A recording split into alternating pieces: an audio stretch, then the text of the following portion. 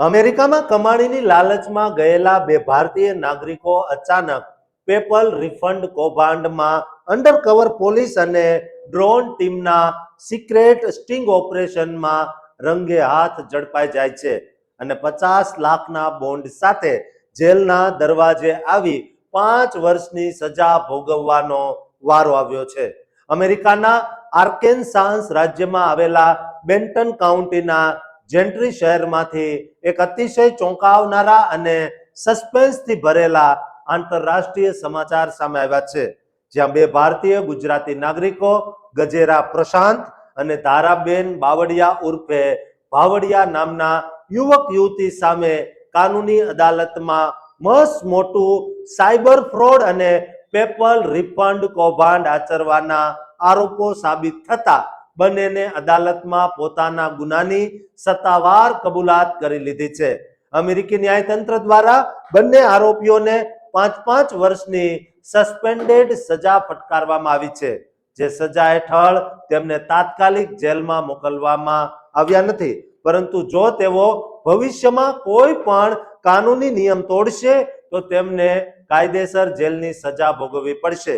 અહેવાલો મુજબ આ હાઈટેક સાયબર કૌભાંડની શરૂઆત એક વિશિષ્ટ ઓનલાઈન છેતરપિંડીથી થઈ હતી, જેમાં સાયબર ગુનેગારો અમેરિકાના સ્થાનિક રહીશોને ફોન કે ઈમેલ કરીને દાવો કરતા હતા કે તેમના પેપલ એકાઉન્ટ અંદર ભૂલથી હજારો ડોલર ટ્રાન્સફર થઈ ગયા છે અને તે નાણાં તુરંત રોકડા અથવા સોનાના સ્વરૂપમાં પાછા રવાના કરવા પડશે. આ સાયબર ગેંગ સામે સ્થાનિક જેન્ટ્રી પોલીસ ડિપાર્ટમેન્ટ, હાઈફિલ પોલીસ ડિપાર્ટમેન્ટની ડ્રોન ટીમ અને પ્રખ્યાત યુટ્યુબર ગ્રુપ ટ્રિલોજી મીડિયા દ્વારા એક સંયુક્ત સ્ટિંગ ઓપરેશન ગોઠવવામાં આવ્યું હતું.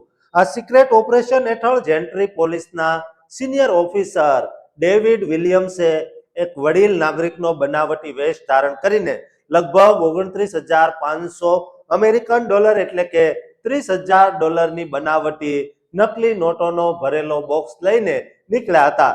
શંકાસ્પદ આરોપી દ્વારા વડીલને બદલાતા લોકેશન પર બોલાવવામાં આવ્યા, જેમાં સૌથી પહેલા C&J લિકર સ્ટોર ખાતે બેઠક નક્કી કરાઈ. ત્યારબાદ જીમ્સ રેઝરબેક પિઝા અને આખરે હાર્પ્સ ફૂડ સ્ટોરના પાર્કિંગ લોટ અંદર આ નાણાંની લેવડ દેવડ આચરવામાં આવી. આખી પ્રક્રિયા પર આકાશમાંથી ડ્રોન કેમેરા વડે સતત ગુપ્ત નજર રાખવામાં આવી હતી. ગત 21 એપ્રિલ 2026ના રોજ જેવી બોક્સની આપલે થઈ કે તુરંત પોલીસ ટીમોએ દરોડો પાડીને રેસ્ટોરન્ટ બહારથી ગજેરા પ્રશાંતની અને રેસ્ટોરન્ટ અંદરથી ધારાબેન બાવળિયાની અટકાયત કરી લીધી હતી. તપાસ દરમિયાન આરોપીઓ પાસેથી 4 સક્રિય મોબાઈલ ફોન અને વધારાના ભારતીય તથા વિદેશી સિમ કાર્ડ જપ્ત કરવામાં આવ્યા હતા.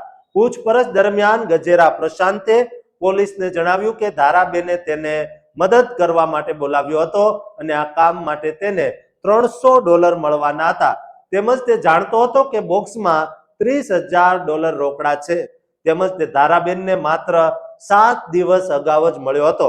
બીજી તરફ ધારાબેન બાવળિયાએ પોતાનો બચાવ કરતા ખુલાસો કર્યો કે માત્ર 2 અઠવાડિયા પહેલા જ ભારતમાં પોતાનો કપડાનો વ્યાપાર છોડીને તેઓ અમેરિકા આવ્યા હતા અને ભારતમાં તેના પરિવાર પર મોટું જોખમ હોવાના કારણે તેને આ કામ કરવા મજબૂર કરવામાં આવ્યા હતા.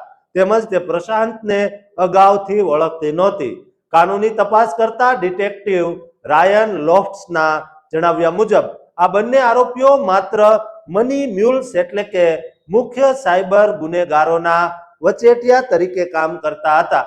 આ કેસમાં સત્તાવાર રીતે થેફ્ટ ઓફ પ્રોપર્ટી અને અન્ય ગુનાહિત ફેલોની ચાર્જીસ હેઠળ કાર્યવાહી હાથ ધરાઈ હતી, જ્યાં ગજેરા પ્રશાંતે ગત 29 જૂન 2026ના રોજ અને ધારાબેન બાવળિયાએ ગત 17 ઓગસ્ટ 2026ના રોજ અદાલતમાં પોતાના ગુના સ્વીકારી લીધા હતા.